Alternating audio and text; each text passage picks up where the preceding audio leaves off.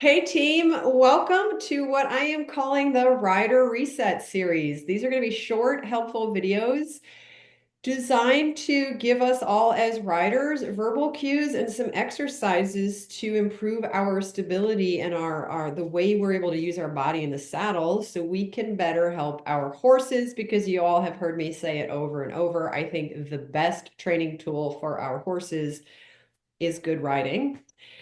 Joining me, I'm not the expert, joining me in these chats is going to be Joyce Kramer. She's the author of the new book, Stable Core Training. Very cool book out from my fellow publisher, Trafalgar Square. And I asked Joyce to, for today's little topic, to talk about riders' shoulders because I know a lot of us trainers when we get into the concentrating and thinking, we get the kind of the rounded shoulder, the drop sternum. Even though we know that's not a functional place to be, it's kind of where we all end up. I know for myself anyway. So Joyce's book has some wonderful, simple visualizations as well as physical exercises for us to do to organize our upper body. But I'll hand it over to you, Joyce. When I say rider's shoulders, where do you go with that?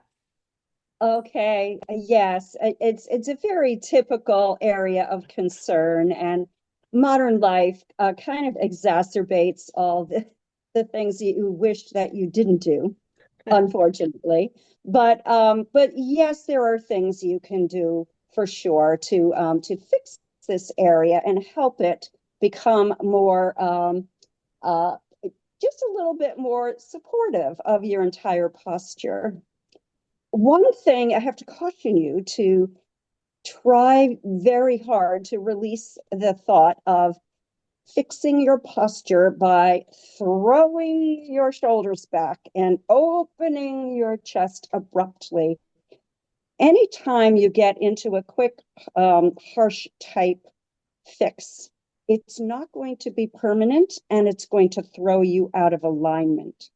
Typically, what happens when you do throw your shoulders back and abruptly open your chest up is your shoulders, I'll turn sideways, but your shoulders then come behind your ears, actually. And that's not the goal. The goal is to get into as nice an alignment as you possibly can in a soft, gentle way. So the exercises that I included in my book are ways to invite the shoulders and the shoulder blades, the scapula, to support you better without throwing them into place.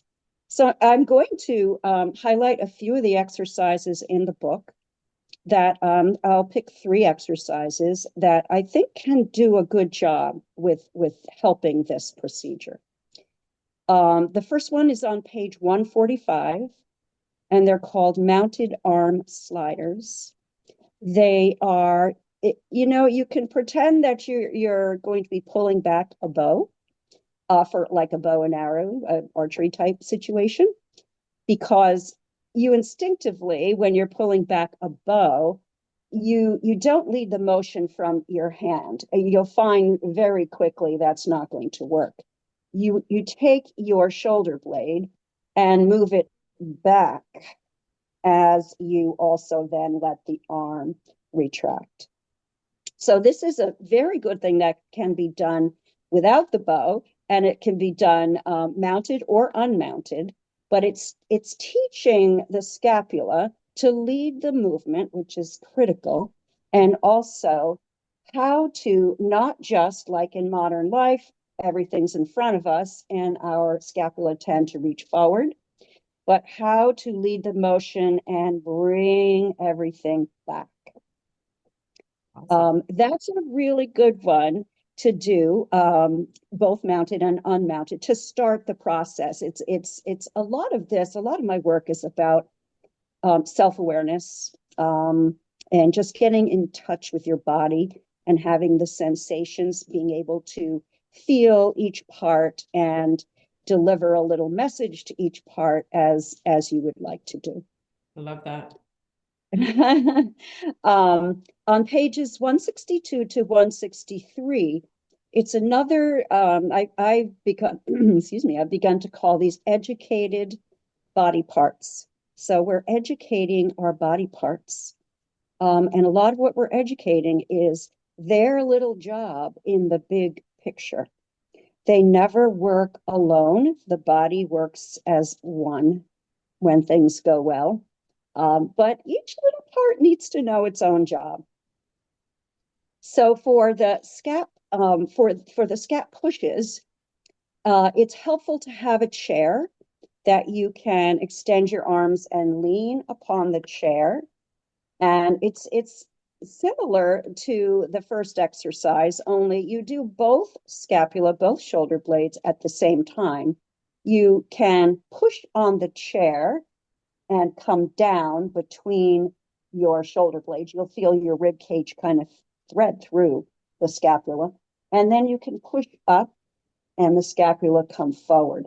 It's an up and down motion because you're bent over, but it also teaches the scapula their job. Okay. And they become a little more educated. And then my other one, which is probably my favorite exercise, is called mounted neck lengthening. It's on page 247 of my book. And it is very much, when you start this work, you learn it's not always about waking up the direct area. It's about waking up a different area, and the area you're concerned about becomes affected. So the scapula will be affected by this exercise, but you're not going to be touching them. You're going to be touching the back of your neck. And you're going to take your hand and lengthen your neck, not abruptly, but slowly and gently into your hand. You'll feel, yes, thank you.